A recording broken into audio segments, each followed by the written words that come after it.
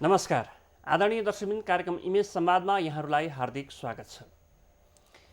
मुलुकमा राजनीतिले निश्चित बाटो तय त गरिसकेको छैन। संविधान संशोधनका विषयमा दलहरूबीच अहिले पनि सहमति जुटेको छैन।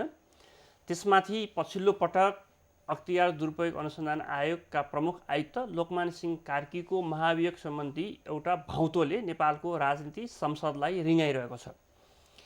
यी त भए पछिल्लो राजनीतिक गतिविधि, तर आज मैले यो कार्यक्रममा राजनीतिभन्दा आर्थिक क्षेत्रसँग जोडिएको एउटा विषयलाई लिएर यो कार्यक्रम बनाउन गइरहेको छु। खास गरिकन हरेक सरकारले आफ्नो प्राथमिकता आर्थिक विकास हो भन्न छुटाएको छैन, तर देखिने गरेर आर्थिक विकासका गतिविधिहरू देशमा हुन सकेका छैनन्। भएका उद्योग कल कारखाना दिन प्रतिदिन बन्द भएको, लगानीकर्ताहरू निरुत्साहित भइरहेको सन्दर्भ छ। यसबीचमा हरेक जसो सरकारले, यो सरकारले पनि त्यसलाई प्राथमिकतामा राखेको छ। यो विशेष आर्थिक क्षेत्र विकास भनेर जसलाई इङ्ग्लिसमा सेज पनि भनिन्छ, एउटा समिति निर्माण गरेको छ।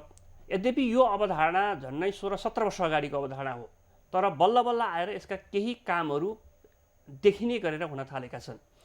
आजको यो कार्यक्रममा मैले यो विशेष आर्थिक क्षेत्र विकास सेज भनेको के हो, यसले गर्न के खोजिरहेको छ र यो कहाँ पुगेको छ, यसमा आर्थिक गतिविधिहरू कसरी बढ्नेछन् यो खालको समिति बनाएर अगाडि आइसकेपछि यिनै विषयमा चर्चा गर्नका लागि मैले आज विशेष आर्थिक क्षेत्र विकास समितिका कार्यकारी निर्देशक डाक्टर चण्डिका प्रसाद भट्टलाई निम्ति आएको छु। डाक्टर कार्यक्रममा स्वागत छ।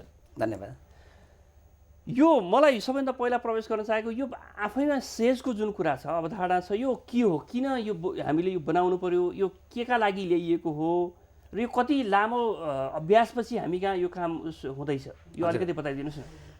अब नेपालमा औद्योगिकरणको चरण भने अहिले मात्र सुरुवात भएको होइन, धेरै पहिलेदेखि नेपाल सरकारले आफ्नो ठाउँमा कसरत गर्दै, होमवर्क गर्दै, एक्सर्साइज गर्दै औद्योगिकरणलाई प्राथमिकता दिँदै अगाडि बढिरहेको अवस्था हो।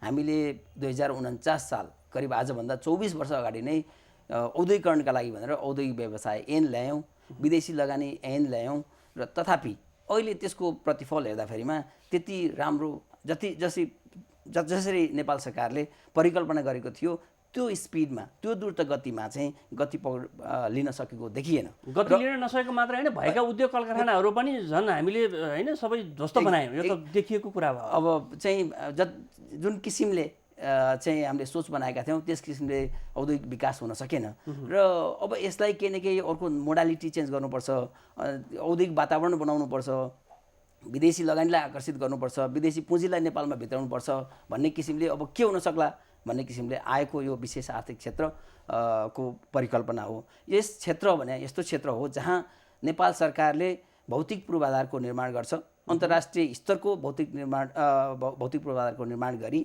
लगानीकर्ताहरूलाई त्यस ठाउँमा आएर आफ्नो उद्योग स्थापनाको लागि आकर्षित गर्नका लागि स्थापना गरिने यस क्षेत्रलाई चाहिँ विशेष आर्थिक क्षेत्र भनिन्छ, जहाँ आफ्नै किसिमको ऐन नियम कानुनहरू लागू गरिन्छ, जहाँ बाहिरभन्दा अलिक फरक प्रकृतिको, जहाँ सुविधा पनि बाहिरका उद्योगहरूलाई भन्दा बढी सुविधा दिने किसिमले, जसले गर्दा हामीले हाम्रो उत्पादनहरू चाहिँ विदेशमा निर्यात गर्न सकौँ भन्ने किसिमले निर्यात प्रवर्धन गर्नका लागि, रोजगारी सिर्जना गर्नका लागि नेपाल सरकारले ल्याएको परिकल्पना चाहिँ औद्योगिक। डाक्टर साहब, जस्तो तपाईँले भन्नुभयो पूर्वाधार निर्माणको कुरा, चाहिँ पूर्वाधार निर्माणको भन्नाको मतलब तत्त क्षेत्रमा जहाँ हामी विशेष क्षेत्र भनेर हामी त्यसलाई विकास गर्छौँ, त्यो क्षेत्रमा चाहिने आवश्यकीय पूर्वाधार भनेको भवनदेखि लिएर अरू सबै कुराहरू सरकारले बनाइदिने हो या जग्गा मात्रै उपलब्ध गराउने? हामीले यसो गर्छौँ, जग्गा पहिला अधिग्रहण गरेर जग्गा लिन्छौँ, एउटा क्षेत्र निर्धारण गर्छौँ, 100-200 बिघा 500 बिघा त्यो ठाउँ हेरेर हामीले जग्गाको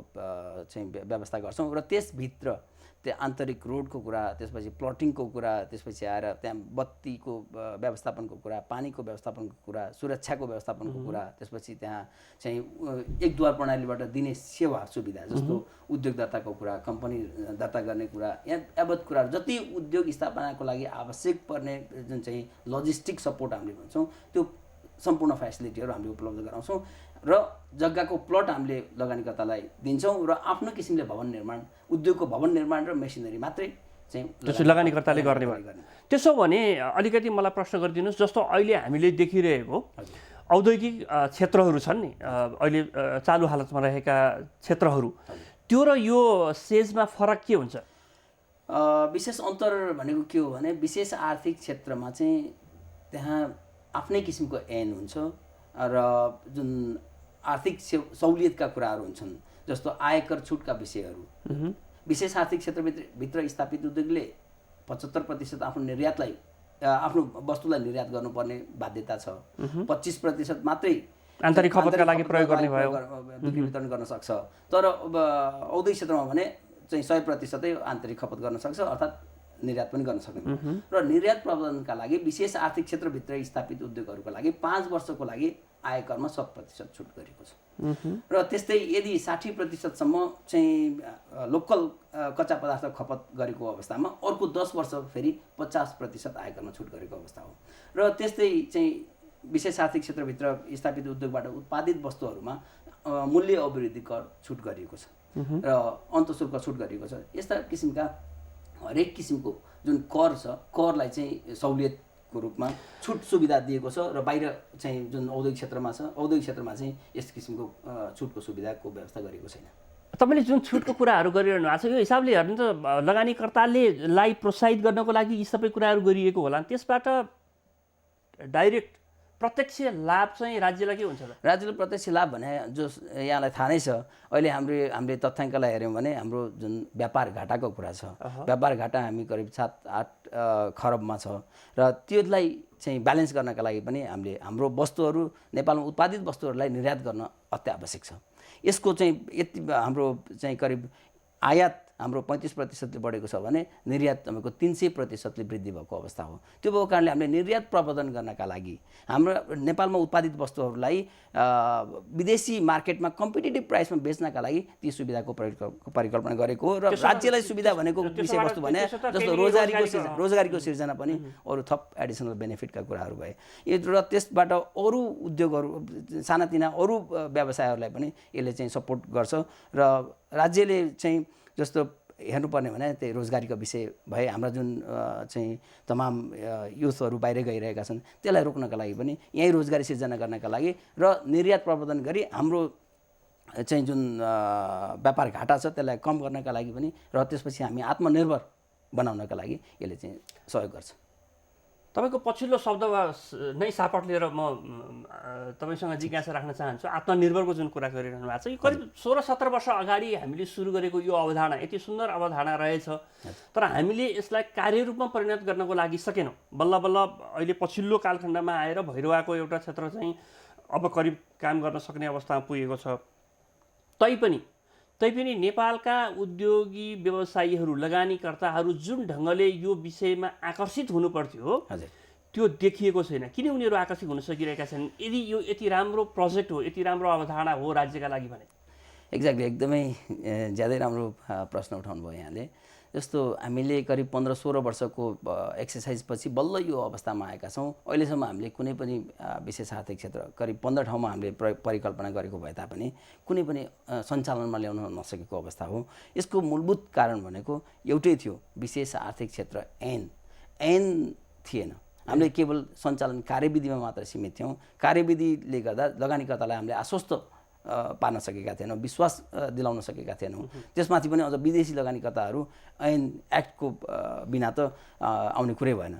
त्यस कारणले पनि अलिकति यसमा लगानीकर्ता निरुत्साहित भएका थिए। यसले साँच्चीकै भनेका कुराहरू, परिकल्पना गरेका कुराहरू, जुन अघि पनि मैले भने जुन आर्थिक सुविधा दिन्छौँ भनेका छौँ, विभिन्न किसिमका सेवाहरू उपलब्ध गराउँछौँ विशेष आर्थिक क्षेत्रभित्र भनेका छौँ, साँच्चीकै त्यो उपलब्ध गराउन सक्ने अवस्था छ कि छैन? त्यसको आधार के त? ती आधारहरू चाहिँ खोजिरहेको अवस्था थियो र भर्खरै मात्र जुन विशेष आर्थिक क्षेत्र ऐन आएको छ, यसले विशेष आर्थिक क्षेत्र विकास समितिलाई प्राधिकरणमा पनि कन्भर्ट गरेको छ र अब यो मोर पावरफुल बढी चाहिँ यसलाई अधिकार सम्पन्न गरेको छ र अब चाहिँ लगानीकर्तामा चाहिँ आश्वस्त पार्न सक्ने, विश्वास दिलाउन सक्ने, आत्मबल बढाउन सक्ने किसिमको चाहिँ परिकल्पना यसले चाहिँ बनाएको छ। विदेशी लगानीकर्ताहरूको सन्दर्भमा अब केही समय लाग्ला उनीहरूलाई होइन हामीले बुझाउन र यहाँ आकर्षित गर्न, तर घरेलु भनौँ न, घरभित्रै अहिले उद्योग व्यवसाय क्षेत्रमा लगानी गरिरहेका उद्योगी व्यवसायीहरूको चाहिँ उहाँहरूको प्रतिक्रिया कस्तो पाउनु भएको छ? एक्ज्याक्टली केही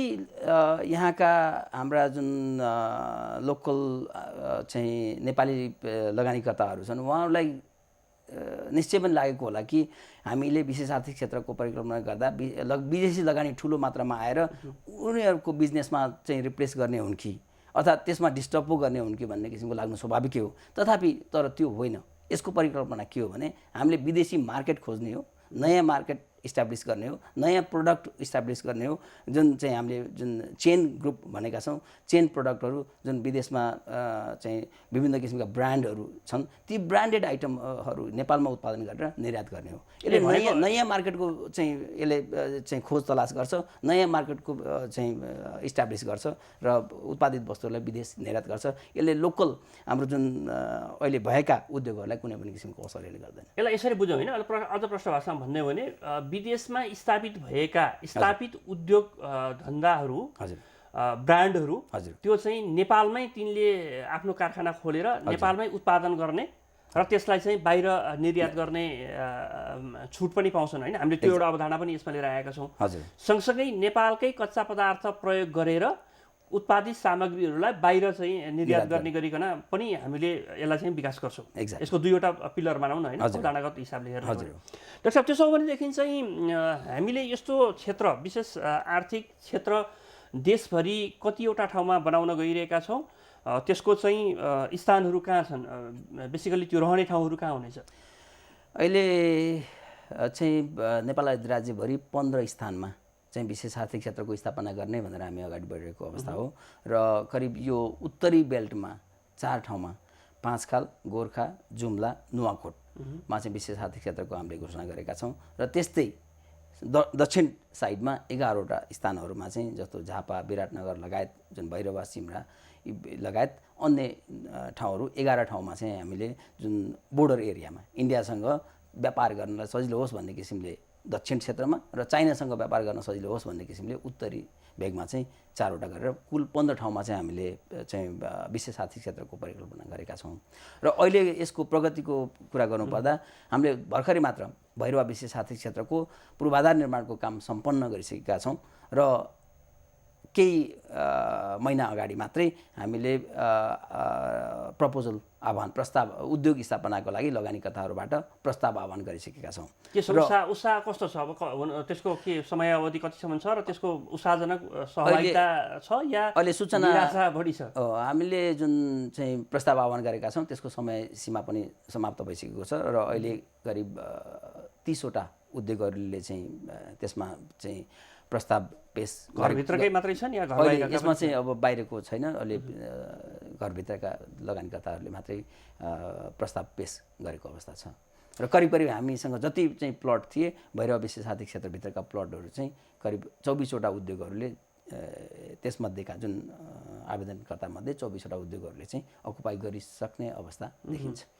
तर यहाँनिर एउटा कुरा प्रश्न हुनुपर्ने के देखियो भने मैले अघि सुरुमै पनि भनेको थिएँ, अहिले हाम्रो चालु हालतमा रहेको औद्योगिक क्षेत्रमा स्थापित उद्योगहरू र विशेष आर्थिक क्षेत्रमा स्थापित गर्ने उद्योगको बिचको आधारभूत भिन्नता भनौँ न होइन। हजुर।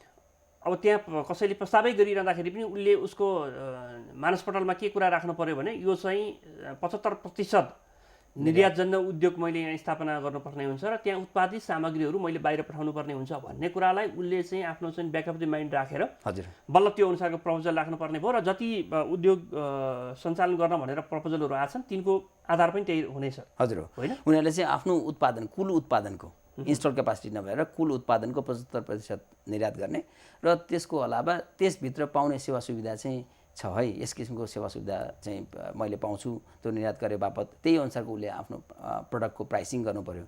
र त्यसभित्र अर्को एउटा थप चाहिँ राम्रो कुरा के छ भने त्यहाँभित्र बन्द हडताल गर्न निषेध गरिएको छ। बाहिर चाहिँ जसरी बन्द हडतालले चाहिँ उत्पादनमा चाहिँ प्रभाव पार्थ्यो भने त्यसभित्र स्थापित उद्योगहरूमा चाहिँ बन्द हडताल हुँदैन र एकद्वार प्रणालीबाट हामीले सेवा दिन्छौँ। बाहिर स्थापित उद्योगहरू आफै उद्योग विभाग, कम्पनी रजिस्ट्रार कार्यालय, ब्याङ्क, इन्सुरेन्स कम्पनी अनि त्यसपछि आएर ट्रान्सपोर्टेसनमा जानुपर्ने अवस्था छ भने विशेष आर्थिक क्षेत्रभित्र स्थापित उद्योगलाई उसले आफ्नो पैसा मात्रै ल्याएर विशेष आर्थिक क्षेत्रभित्र आइसकेपछि टोटल सेवा सुविधा उद्योग दर्तादेखि चाहिँ उसको निर्यात गर्नेसम्म त्यो सबै पुरा सुविधाहरू त्यसभित्र सरकारले विशेष आर्थिक क्षेत्रभित्र नै उपलब्ध गराउँछौँ। अब यसमा अब हाम्रो लागि त यो अलिकति नयाँ अवधारणा जस्तो हामीले देखिरहेका छौँ होइन, किनभने अझै पनि हामीले कार्यान्वयन गर्ने अवस्थामा पुगिन सकेको हुनाले अब कस्तो होला के होला भन्ने खालको हामीलाई जिज्ञासा हुने स्वाभाविक कुरा हो। यसको बाहिरी अनुभव विदेशमा चाहिँ यस्तो खालका विशेष आर्थिक क्षेत्र बनाएर त्यसबाट प्राप्त भएको प्रतिफलहरू उनीहरूको अनुभव चाहिँ कस्तो रहेछ, केही सेयर गर्नु? अब यहाँलाई भन्नुपर्दा हाम्रो छिमेकी मुलुकहरूको हेर्नुपर्छ जस्तो लाग्छ मलाई। जस्तो चाइनामा करिब 1978 भन्दा अगाडि जिडिपी हामीले हेऱ्यौँ भने करिब नेपाल जस्तै हो, 5% हाराहारीमा त्यहाँको ग्रस जिडिपी रहेको देखिन्छ। र जब 1978देखि उनीहरूले चाहिँ आर्थिक उदारीकरणको नीति अवलम्बन गरे, त्यसमा के गरे भन्दा विदेशी पुँजीलाई आकर्षित गर्ने र उद्योग स्थापना गराउने, त्यही परिकल्पना अनुसार चाइना विशेष आर्थिक क्षेत्र स्थापनामा धेरै अग्रणी भूमिका निर्वाह गरेको देश हो। जुन कुरा भनेको 4 दशक अगाडि भनौँ न, करिब 38 वर्ष जति अगाडिको मात्रै कुरा हो। त्यति बेला 35-36 वर्ष भनौँ, स्वयं चीनको जिडिपी पनि नेपालकै हाराहारीमा थियो। एक्ज्याक्टली, हजुर हो। अब त्यसलाई अब त्यसपछि के भयो भनेर हेर्न जरुरी छ। उनीहरूले के गरे भन्दा यही किसिमले एउटा सेजको परिकल्पना गरी विदेशी पुँजीलाई आकर्षित गरे र अहिले 2007मा करिब म यहाँलाई भन्दैछु 25 कि 17 अहिले 17 तर 7को डाटा तथ्याङ्कलाई यहाँले हेर्नुभयो भने करिब उनीहरूको टोटल एक्सपोर्टमा इन्डस्ट्री सेक्टरको जिडिपी यो विशेष आर्थिक क्षेत्रभित्र मात्रै 22% चाहिँ यसले ओगटेको छ र 60% निर्यात चाहिँ विशेष आर्थिक क्षेत्रभित्र स्थापित उद्योगहरूको उत्पादन मात्रै विदेशमा गएको अवस्था छ। र उनीहरूले रोजगारी 3 करोड रोजगारी सिर्जना विशेष आर्थिक क्षेत्रभित्र मात्रै गरेको अवस्था हो। र जिडिपी यहाँले हेर्नु भने डबल डिजिट ग्रोथ भन्छौँ। 2004मा 4देखि चाहिँ चाइनाको जिडिपीमा डबल डिजिट ग्रोथ हुँदै आएको थियो। 2007मा आएर त 14%सम्म जिडिपी ग्रोथ भएको अवस्था छ। यसलाई हेर्दाखेरि के भने साँच्चीकै विशेष आर्थिक क्षेत्रले चाहिँ देशको चाहिँ आर्थिक अवस्था सुधार गर्नको लागि यसले धेरै ठुलो अग्रणी भूमिका निर्वाह गर्छ भन्ने हो। जस्तै इन्डियाको हामीले हेऱ्यौँ भने 2005मा चाहिँ त्यहाँ पनि सेज ऐन आएको, विशेष आर्थिक क्षेत्र ऐन आयो र यहाँले 2005को नै निर्यात त्यहाँ हेर्नुभयो भने $2.2 बिलियन उनीहरूले एक्सपोर्ट गरेको अवस्था थियो। त्यसको 8 वर्ष पछि करिब 2011मा को डाटा तथ्याङ्क हेर्नुभयो भने $65 बिलियन चाहिँ एक्सपोर्ट गरेको अवस्था छ। त्यो भने करिब 30-32 प्रतिशत भन्दा पनि भागले त्यति भागले बढी चाहिँ निर्यात गरेको अवस्था छ। त्यसको चाहिँ हिस्साको हिसाब कुरा गर्ने हो भने सेजमै ले नै बढी उगटेको छ। हैन, सेज एक्ज्याक्टली सेजमा सेज स्थापित भएपछि मेजर चाहिँ हिस्सा चाहिँ सेजले नै उगटेको छ। यसरी चाहिँ छिमेकी मुलुकहरूको चाहिँ हामीले अनुभवलाई हेऱ्यौँ भने साँच्चीकै एउटा लगानी गर्ने वातावरण देशमा बनाउन जरुरी छ। लगानी गर्ने वातावरण भयो भने विदेशी पुँजी पनि आकर्षित हुन्छ। विदेशी पुँजी आएर चाहिँ देशमा औद्योगिकरण गर्दाखेरिमा देशको अर्थतन्त्रलाई चाहिँ अगाडि बढाउन हामीले परिकल्पना गरेको डबल डिजिट ग्रोथको लागि चाहिँ असम्भव भन्ने छैन, सम्भावना छ भन्ने किसिमको यसले देखाउँछ। त्यसो भने ती देशहरूले जसरी विशेष आर्थिक क्षेत्र बनाएर विकास गरे र खास गरी निर्यातजन्य के भन्छ उद्योग धन्दालाई त्यहाँ प्रोत्साहन गरेर उनीहरूले जुन मापदण्ड जस्ता विषयहरू जुन ढङ्गले काम गरे करिबन हामी पनि त्यही खालको फलो गरिरहेछौँ अहिले नेपालमा। करिब हामीले पनि हाम्रो परिकल्पना पनि त्यही नै हो। त्यहाँ दिएका सेवा सुविधाहरू अझ त्यहाँ चाहिँ बढी सुविधा जस्तो क्यास इन्सेन्टिभका कुराहरू पनि छन्, हामीले यहाँ राखेको छैनौँ। जस्तो त्यहाँ चाहिँ एकदम नोमिनल भाडा दर कायम गरिएको छ। हामीले यहाँ चाहिँ हाम्रो भाडा दर 20 रुपियाँ प्रति स्क्वायर मिटर को दरले लगाएका छौँ भने त्यहाँको भाडा दर ज्यादै न्यून 2 रुपियाँ 3 रुपियाँ ठाउँ हेरेर चाहिँ फरक छ। जस्तो इन्डियामा हेऱ्यौँ भने पनि 8-9 रुपियाँमा चाहिँ प्रति स्क्वायर मिटर प्रति महिना त्यो भाडा निर्धारण गरेको छ भने हामीले 20 रुपियाँ राखेका छौँ। अझै यो भाडा दरलाई हामीले पुनरावलोकनको गर्नुपर्छ कि भन्ने अवस्थामा चाहिँ हामीले सोच्नुपर्ने जरुरी छ। तथापि यस पूर्व हामीले 150 रुपियाँ प्रति स्क्वायर मिटर राखेका रहेछौँ र त्यसले गर्दा पनि अलिकति निरुत्साहित भएको अवस्था देखिन्छ र त्यसलाई हामीले चाहिँ अहिले परिवर्तन गरेर 150 रुपियाँ प्रति स्क्वायर मिटर भनेको अहिलेको हाम्रो जुन औद्योगिक क्षेत्रहरू सञ्चालनमा रहेका छन् त्यहाँ स्थापित उद्योगहरूका लागि यो हो या यो औद्योगिक क्षेत्रमा चाहिँ तपाईँको 2 रुपियाँमा मात्रै पाइन्छ। विशेष आर्थिक क्षेत्रमा चाहिँ 150 रुपियाँ सेट गरिएको थियो, त्यो चाहिँ ज्यादै बढी देखिन्छ।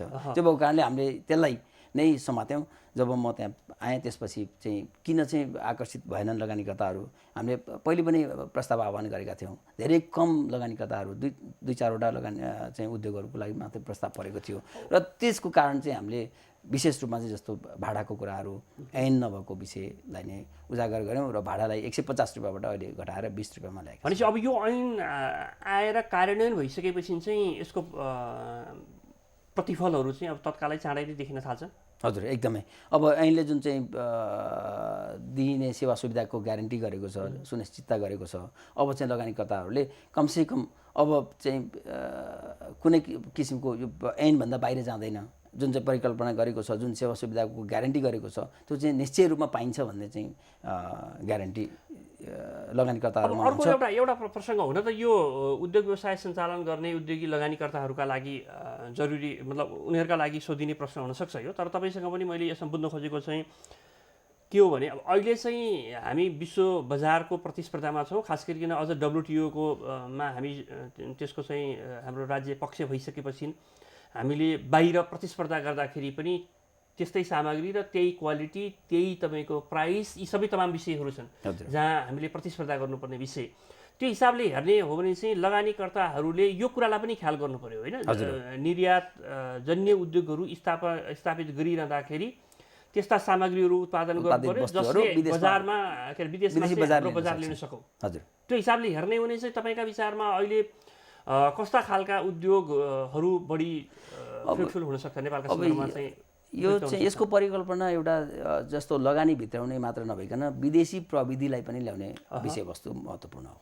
जस्तो यहाँले ज्यादै राम्रो विषय उठाउनु भयो। जस्तो हामीले नेपालमा उत्पादित वस्तुहरू के विदेशी मार्केटमा चाहिँ कम्पिटिसन गर्न सक्ने, प्राइसको रूपमा मात्र नभएर गुणस्तरको रूपमा यसको क्वालिटी के साँच्चै विदेशीले कन्ज्युम गर्न सक्छन् कि सक्दैनन्, कन्ज्युम गर्छन् कि गर्दैनन् त।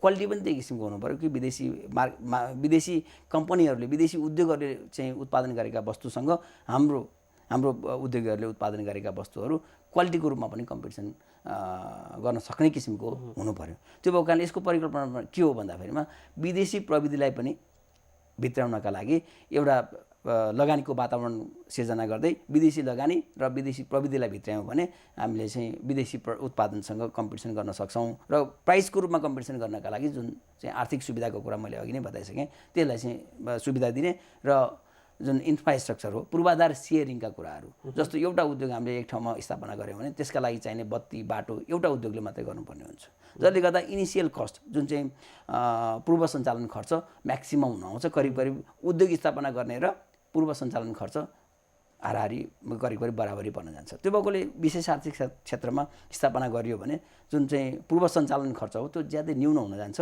र टोटल लगानीको भोल्युम नै चाहिँ धेरै कम पर्न जान्छ र जुन उत्पादित वस्तुहरूको प्रोडक्ट कस्ट जुन हामीले भन्छौँ, जुन चाहिँ उत्पादनको प्राइस हो, त्यो प्राइस नै घट्न जाने हुन्छ। यसले गर्दा चाहिँ विदेशी मार्केटमा चाहिँ हाम्रो उत्पादित वस्तुहरू चाहिँ कम्पिटिसन गर्न सक्ने हामीले देखिने गरेर यसको प्रतिफल कति वर्षपछि पाउन सक्छौँ? जस्तो यो त स्वाभाविक छ कि एउटा त तपाईँको राज्यले ठुलो लगानी गर्नुपर्ने भयो सुरुमा, हजुर होइन? हजुर।